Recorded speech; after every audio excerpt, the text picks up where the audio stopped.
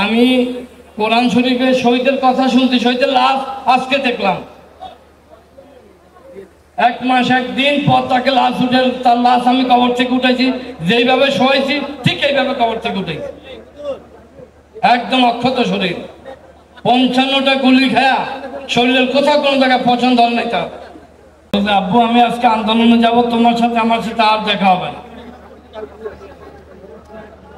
আমি এই বয়সে তোমার কিছু করতে পারি নাই, তুমি আমাকে মাফ করে দিও। তো এই শহীদ ওসমান লক্ষ্মীপুরে আন্দোলনের প্রথম সারিতে ছিল। যে লোক শহীদ ওসমানকে সর্বপ্রথম কোলে নিছে, আমাকে বলল, আঙ্কেল এই শহীদ ওসমানকে আমি যখন কোলে নেই তখন তার রুহু যায়। আমি রুহু যাওয়ার আগে দেখছি সে কালমা পড়তেছে মুখে। আমার কোলে যখন সে ছিল তখন আমি তাকে বিড় করে কালমা পড়তে শুনছি। 55টা গুলি করছে, 55টা গুলি। আমার দেশ পত্রিকার রিপোর্ট অনুযায়ী আমি তাকে দেখছি 55টা গুলি করা হয়েছে এই শহীদ ওসমানকে। আমরা এই খুনিদের বিচার চাই। আমি সব জায়গায় বলেছি এই খুনিদের বিচার বাংলাদেশে হতে হবে। আমি প্রধান উপদেষ্টা সহ সরকারের যত নেতৃবৃন্দ এখানে উপস্থিত আছেন, আমাদের কলিজা যারা খালি করছে তাদের বিচারে বাংলার জমিন হতে হবে। আমরা তাদের বিচার কামনা করছি। এই শহীদদের যদি বিচার না হয় এই বাংলাদেশে আর সাহসী সন্তানের জন্ম হবে না বলে গেলাম। সম্মানিত উপস্থিতি, আমাদের আসলে ভাঙা মন।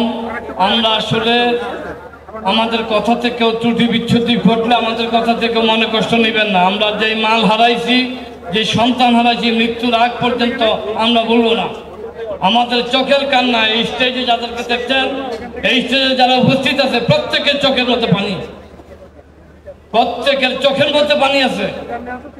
সন্তান হারানোর ব্যথা, এই বয়সে সন্তানের লাশ আমার কাঁধে থাকার কথা না।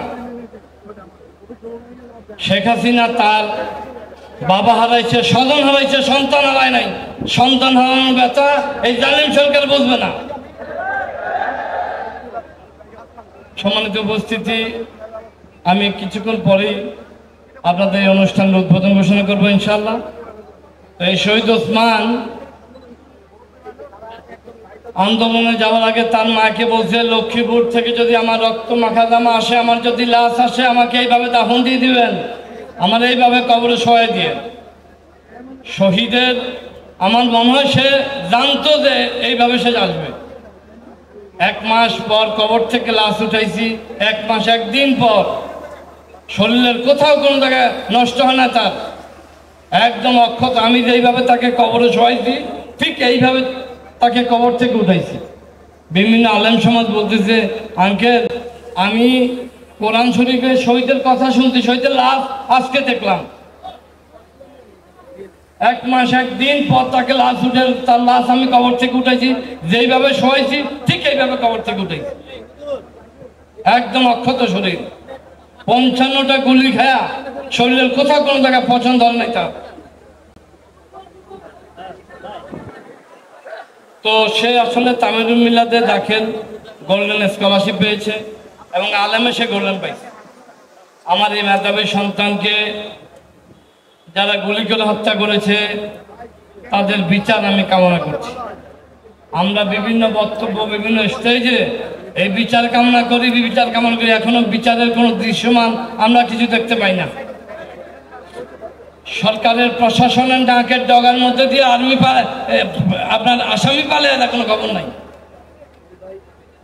আমার মামলার ট্রাইব্যুনালের মামলার আসামি মামলা করা 2 মাস পরে পালিয়ে গেছে। এটা কিভাবে সম্ভব হয়েছে বলেন? আমি প্রশাসনের দৃষ্টি আকর্ষণ করব, এই বৈষম্য দূর করে আমাদের আসামিগুলোকে ধরুন আপনারা। সম্মানিত উপস্থিতি, আমি শহীদ ওসমানের কিছু কথা বলেছি। একটা শহীদের এক একটা গল্প, শহীদের এক একটা গল্প। আমার এই ছেলে ওসমান, সে যাওয়ার সময় আমাকে বলল ফোনে, আমি আব্বু সবাইকে মাফ করে দিছি, আমাকে যারা দেখছে, আমার সাথে যারা চলছে, তাদের কাছে তুমি মাফ চাই নিবা, তাদের কাছে আমার জন্য দোয়া চাইবা, আমি যদি আর আসতে না পারি।